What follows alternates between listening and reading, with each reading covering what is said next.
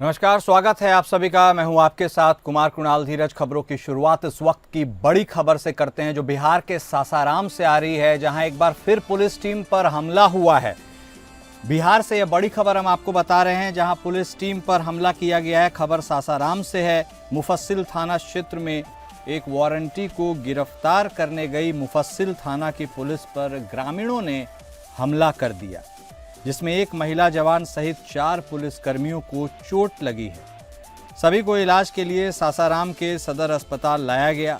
बताया जाता है कि एक वारंटी शाहिद कुरैशी तथा पॉक्सो एक्ट का एक अभियुक्त खलील कुरैशी को पकड़ने के लिए पुलिस वहां पहुंची थी।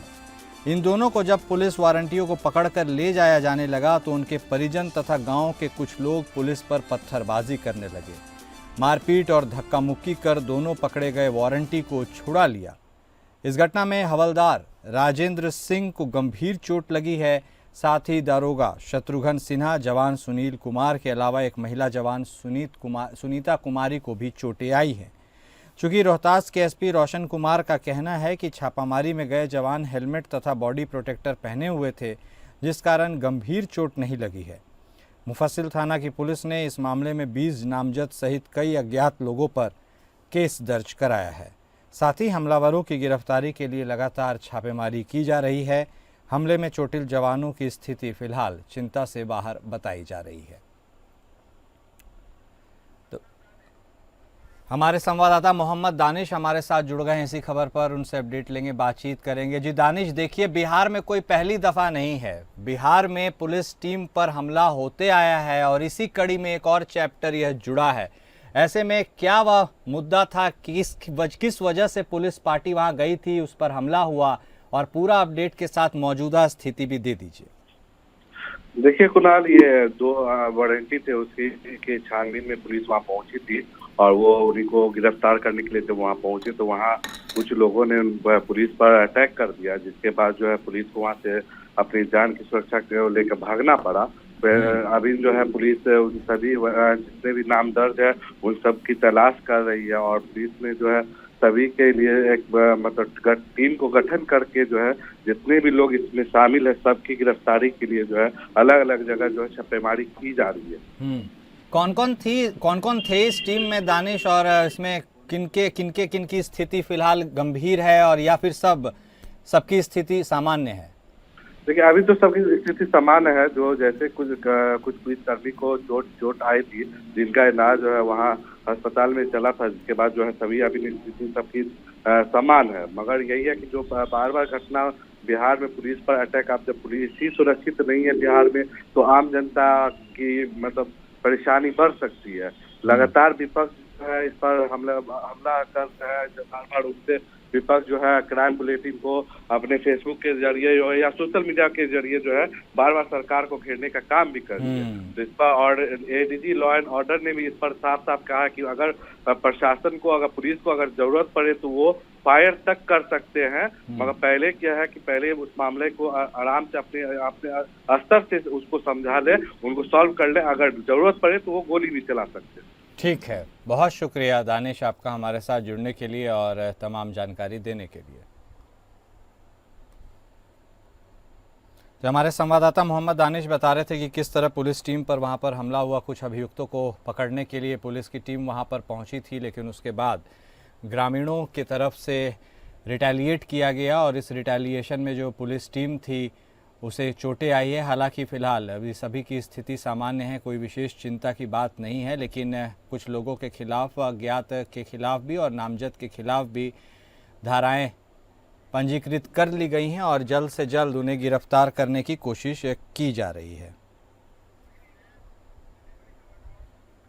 उस बीच अगली बड़ी खबर तहव्वुर राणा से जुड़ी हुई आ रही है, उसके बारे में हम आपको बता दें। जहां अमेरिका से प्रत्यर्पित किए गए 26/11 मुंबई आतंकी हमले के आरोपी तहव्वुर हुसैन राणा को अमेरिका से विशेष विमान के जरिए आज भारत लाया जा रहा है।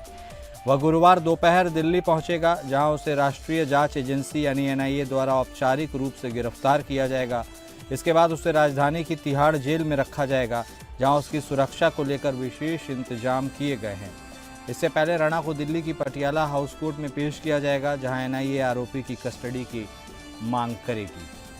तो ये बड़ी खबर हम आपको बता रहे हैं। 26/11 मुंबई अटैक के हमले के मास्टरमाइंड तहव्वुर राणा को आखिरकार अब भारत लाया जा रहा है। अमेरिका की तरफ से प्रत्यर्पण किया गया है और ऐसे में आज दोपहर तक वह दिल्ली पहुंच सकता है। और तहव्वुर राणा के बारे में अपडेट है कि उसे तिहाड़ जेल में रखा जाएगा और सुरक्षा के लिहाज से जितने भी इंतज़ाम किए जा सकते हैं वो सारे कर लिए गए हैं। और ऐसे में एनआईए उसे औपचारिक रूप से गिरफ्तार भी करेगी, लेकिन उसके पहले उसे पटियाला हाउस कोर्ट में पेश भी किया जाएगा और उसके बाद उसकी कस्टडी की मांग की जाएगी।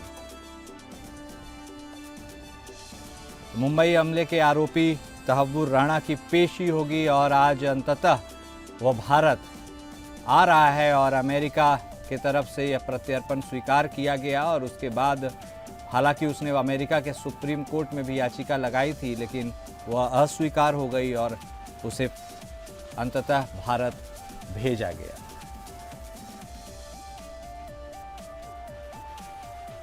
तो अमेरिका से प्रत्यर्पित किए गए 26/11 मुंबई आतंकी हमले के मास्टरमाइंड में से एक तहव्वुर राणा आज भारत आ रहा है और आज दोपहर के आसपास वह दिल्ली पहुंचेगा एक विशेष विमान से और उसके बाद उसे तिहाड़ जेल में रखा जाएगा। हमारे साथ हमारे संवाददाता विवेक सिंह चंदेल भी जुड़ गए हैं इसी खबर पर, उनसे बातचीत करेंगे। विवेक, लगातार तहव्वुर राणा को लेकर के कूटनीति की दिशा से, प्रत्यर्पण की नीति की दिशा से बातें हो रही थी और अब आखिरकार वह घड़ी आ ही रही है जब तहव्वुर राणा भारत में आएगा और उससे पूछताछ की जाएगी। कितनी बड़ी सफलता और आज के दृष्टिकोण से क्या कुछ स्पेशल रहने वाला है, उसके लैंडिंग के बाद से आगे की प्रक्रिया क्या हो सकती है?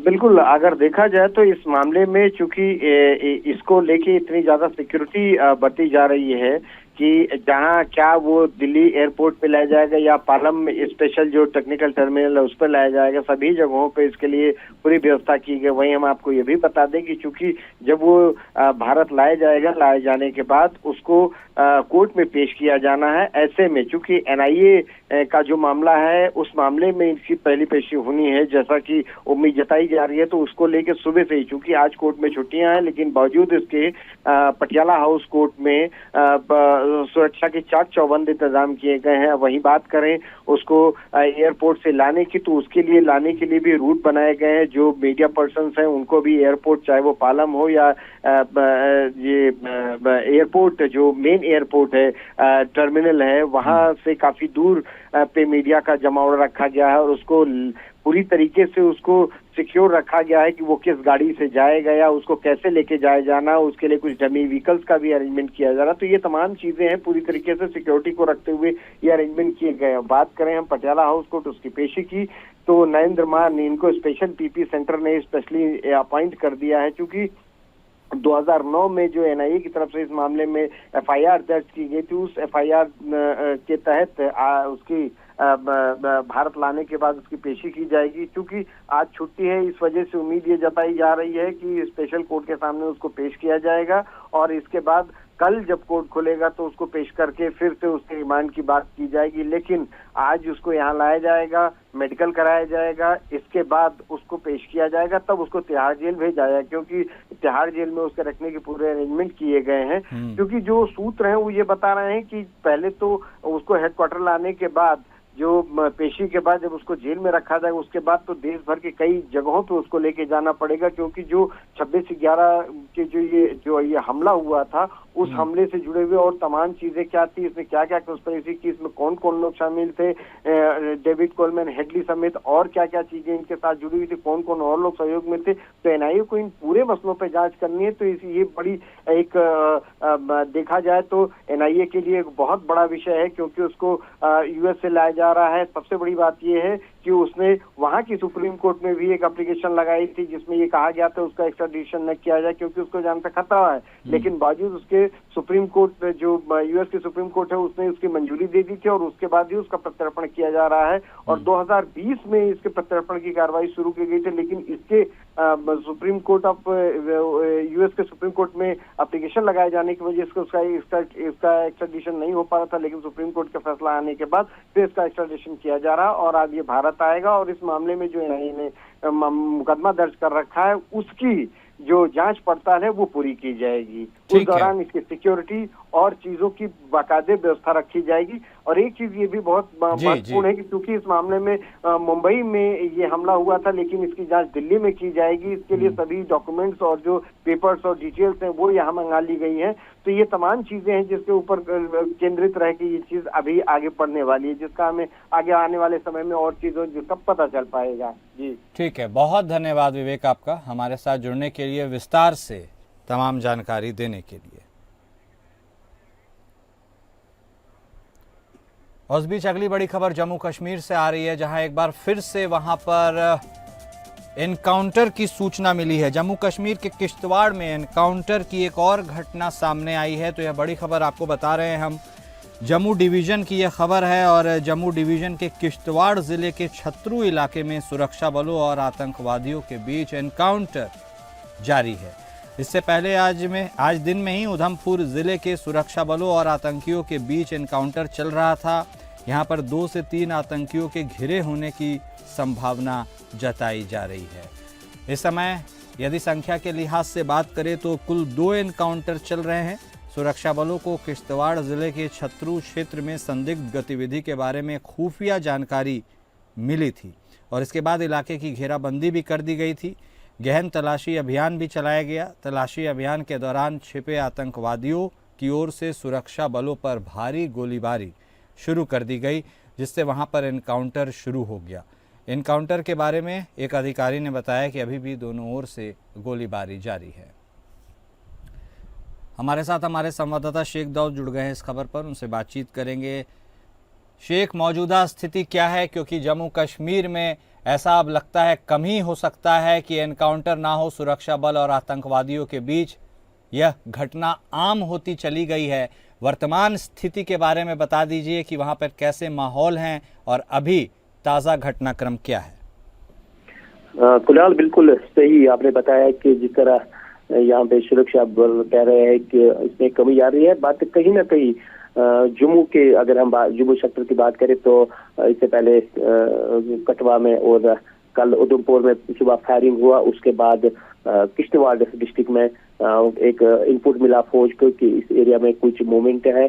उसके बाद चौकसी बढ़ा दी गई वहां पे और उसके को ड्रोन भी इंस्टॉल कर दिया गया है। तो एक इनपुट मिला है सिक्योरिटी फोर्स को कि जंगल में 2 से 3 आतंकवादी छुपे हुए हैं और उनके बाद वो इनकाउंटर वहां पे शुरू हुआ और रात देर तक वहां पे दोनों तरफ से जो गोलीबारी है और फायरिंग वो चलता रहा।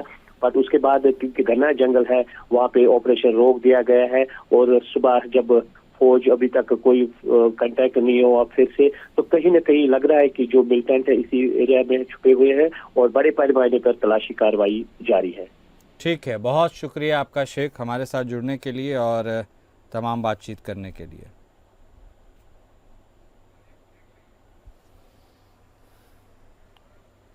इस वक्त की एक और बड़ी खबर उत्तराखंड से आ रही है, जहां बीजेपी नेता मथुरा दत्त जोशी ने एक बड़ा बयान दिया है जिसने उत्तराखंड में राजनीतिक गर्मी को और बढ़ा दिया है। उन्होंने बयान देते हुए कहा कि आने वाले समय में कांग्रेस के कई विधायक बीजेपी में सम्मिलित होंगे। उन्होंने यह भी कहा कि कांग्रेस के लगभग 10 विधायक ऐसे हैं जो विधानसभा चुनाव से पहले बीजेपी ज्वाइन कर सकते हैं। तो यह बड़ी खबर आपको बता रहे हैं उत्तराखंड से जुड़ी हुई, जहां बीजेपी नेता मथुरा दत्त जोशी ने एक यह बड़ा बयान दिया और उसके बाद आरोप प्रत्यारोप का सिलसिला एक बार फिर से शुरू हो गया है। उन्होंने यह भी कहा कि अभी उन विधायकों का नाम लेना उचित नहीं होगा। कांग्रेस ने भी पलटवार किया। कांग्रेस के प्रदेश अध्यक्ष करण माहरा ने कहा कि जब कांग्रेस के नेताओं ने बीजेपी ज्वाइन किया था तो अपने साथ और भी कई लोगों को ले गए, लेकिन अब बीजेपी के अंदर ही उथल पुथल मची हुई है। मुझे नहीं लगता कि अब बीजेपी के अंदर कोई ऐसी स्थिति उत्पन्न होने वाली है और कांग्रेस के लोगों के लिए बीजेपी में फिलहाल कोई वैकेंसी है। तो चुनाव से पहले कई विधायक क्या बीजेपी में शामिल होंगे, ऐसे कयास इसलिए भी लगाए जा रहे हैं क्योंकि बीजेपी नेता मथुरा जोशी ने इस तरह का ही बयान दिया है, जिससे वहां पर एक बार फिर बीजेपी और कांग्रेस के धड़ों के बीच जुबानी जंग तेज हो गई है। उन्होंने यह कहा है कि अगले विधानसभा चुनाव के पहले कांग्रेस के 10 ऐसे विधायक हैं जो भारतीय जनता पार्टी में शामिल हो सकते हैं और ऐसे में अभी उनका नाम लेना उचित नहीं होगा, लेकिन यह बहुत हद तक संभव है। हमारे साथ हमारे संवाददाता सतीश कोठारी भी जुड़ गए हैं इस खबर पर, उनसे बातचीत करेंगे। सतीश, उत्तराखंड में यह जो स्थिति अब एक बार फिर से बनती हुई नजर आ रही है, जहां भारतीय जनता पार्टी क्लेम कर रही है कि भाई कुछ विधायक कांग्रेस के फिर इधर से उधर हो जाएंगे, ऐसे में क्या लगता है आपको इस पूरे घटनाक्रम के बारे में, स्पेसिफिकेशंस के बारे में? देखिए, मैं बात करूं जिस तरीके से कांग्रेस में इस समय स्थितियां बनी हुई है, और कांग्रेस की वो स्थिति बनी हुई है प्रदेश में क्या, केंद्र में क्या, हर राज्य में केंद्र में जो है बहुत मुश्किलें बढ़ी हुई कांग्रेस में। और जब जो भी चुनाव आता है तो वहां जो है जैसे ही चुनाव नजदीक होता है तो कांग्रेस के कोई ना कोई विधायक या कोई ना कोई नेता या कार्यकर्ता जो है भाजपा में शामिल हो जाते हैं। तो इसको लेकर मथुरा जोशी ने जो बयान दिया वो गलत तो नहीं है, लेकिन ऐसा भी नहीं है अभी कोई उनमें शामिल होगा, क्योंकि स्थितियां इस समय बहुत अलग हैं। और उस स्थितियों को लेकर जिस तरीके से जो कांग्रेस में जो लोग भाजपा में गए हैं उन लोगों की भी कोई स्थिति कोई खास नहीं है, क्योंकि भाजपा में कोई उनको ऐसा पद तो मिला नहीं, कोई इस तरीके की कोई वो नहीं है। और सबसे बड़ी बात यह कि कांग्रेस अंदर चाहे बोले ना बोले, लेकिन अंदर से ये व्यवस्था है कि कोई भी भाजपा का कोई भी कार्यकर्ता या कोई भी ऐसा नेता है, कोई भी ऐसा नहीं है जो कि नाराज ना हो कि कांग्रेस की, क्योंकि कांग्रेस के बहुत लोग भाजपा में गए हैं, तो नाराज ना हो कि ये लोग आ रहे हैं इनको कुछ ना कुछ मिल रहा है या कुछ दायित्व तो मिले या कुछ अन्य पद मिले, तो इसलिए जो है बहुत दिक्कत ये तो है। लेकिन ये अभी कोई कयास नहीं कर रही है, सिर्फ बयानबाजियां चल रही हैं। तो वहीं इस बात पे कांग्रेस करण मेरा क्या कहना है कि वहां अभी कोई वैकेंसी ऐसी नहीं है, कि कोई भी स्थिति ऐसी नहीं है कि जो, और हमारे कोई भी विधायक ऐसे नहीं है कि जो जाएं और 27 के चुनाव के लिए वहां कुछ करें। इसलिए जो है ये मथुरा जोशी की मन गढ़ंत करती है, लेकिन अभी इस तरीके का कयास तो नहीं हो, क्योंकि जो है ये अगर ये बात महेंद्र भट्ट या कोई बड़ा नेता उनका देता तो स्वाभाविक था, लेकिन अभी इस तरीके को कोई है। लेकिन हाँ, स्थितियां जो है कांग्रेस की थोड़ा डगमगा रखी हैं। ठीक है, बहुत धन्यवाद सतीश आपका हमारे साथ जुड़ने के लिए, बातचीत करने के लिए।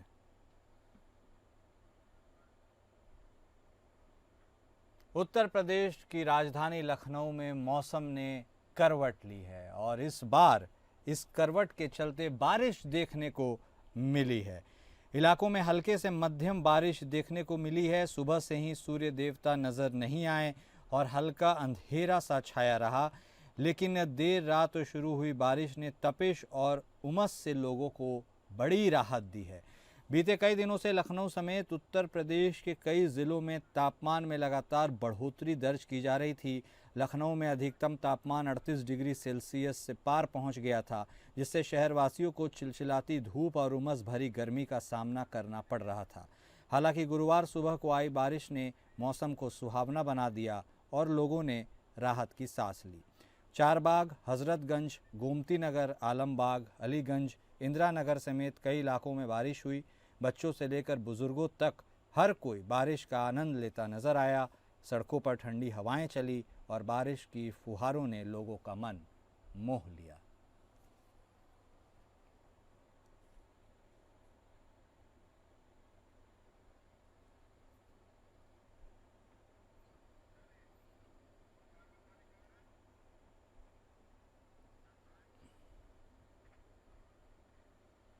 और अगली खबर आपको बता दें, जहां संघ और भारतीय जनता पार्टी एक साथ मिलकर 2027 के विधानसभा चुनाव को लड़ने के लिए कमर कसते हुए नजर आ रहे हैं और दोनों साथ मिलकर ही रोड मैप भी तैयार करेंगे।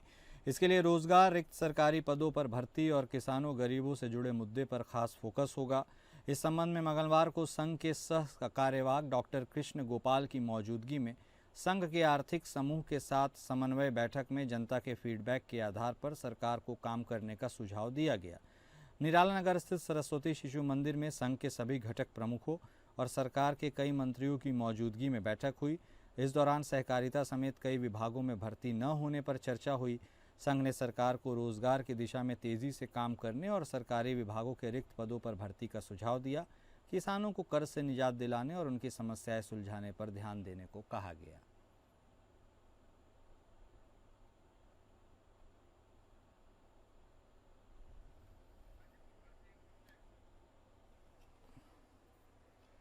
वहीं गाजीपुर में फर्जी प्रमाण पत्र बना करके धोखाधड़ी करने का एक मामला सामने आया है। फर्जी आय प्रमाण पत्र बनवाकर आंगनबाड़ी में नौकरी करने का भी यह सनसनीखेज मामला है। सीडीओ के स्टेनो की बेटी भी फर्जी आय प्रमाण पत्र के आधार पर आंगनबाड़ी में नियुक्ति पाई थी। इस बात की पुष्टि खुद सीडीओ संतोष वैश्य ने की है। इस प्रक्रिया में खुद सीडीओ के स्टेनो की बेटी भी शामिल है। जब इस बात की जानकारी सीडीओ के स्टेनो की बेटी को हुई तो उसने अपने पद से त्यागपत्र दे दिया है। सीडीओ के स्टेनो की बेटी समेत कुल 14 अभ्यर्थियों द्वारा फर्जी आय प्रमाण पत्र लगाकर आंगनबाड़ी में नियुक्ति पाई गई। मामले का सीडीओ संतोष ने संज्ञास लेते हुए फर्जी आय प्रमाण पत्र बनाने वाले 14 नेकपालों के खिलाफ कार्रवाई के लिए डीएम से सिफारिश की है।